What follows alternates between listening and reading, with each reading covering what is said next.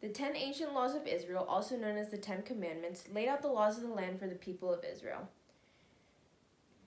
The 10 commandments reveal the way God thinks about our lives on earth and his perspective on us and himself. The main goal of the 10 commandments was to prepare the people of Israel for the promised Son of Man, also known as the Messiah, Jesus Christ. God gave us free will to choose whether to follow them or not during our temporary lives on earth.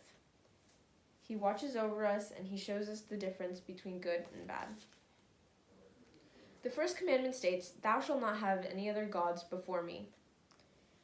The first commandment acts as an umbrella over all the other commandments, because if you break the first one, you're breaking the rest, since they're all sins against God. God asks us to worship him and give him the worship he deserves through the virtue of religion, also known as giving God the worship he deserves.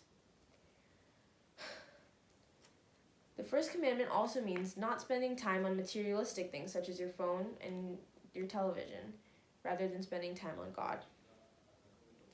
God does this for a reason, since he is the only one that can satisfy the human craving to be whole once again.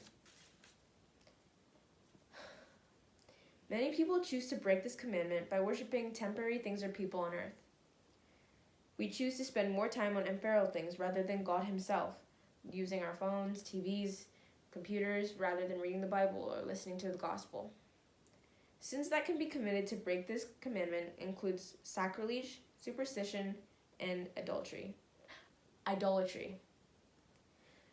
Sacrilege can be similar to vandalism by abusing holy things or people that live on this earth. Adultery means to worship material things or people, just only on earth. And superstition is not having piety or loyalty to God and being unfaithful. Sins against the first commandment happen in everyday life, so we must watch out for them. The first commandment if you break the first commandment, it can be a serious sin, and it disrespects God in a variety of ways. It shows them that we do not care for him by not giving him the worship he deserves, by not putting him first, and by nor showing him respect he needs, respect to his greatness. Instead of giving him the virtue of religion, we put our materialistic needs first and ahead of him, rather than worshiping him the way we should.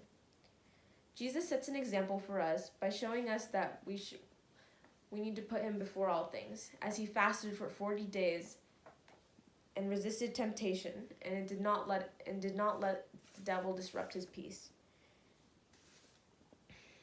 By breaking this commandment, we turn away from God, disrespecting him. To return, we must put him first before anything to honor his great power during our provisional lives on earth. To worship him, we accept his theological virtues, such as faith, hope, and charity.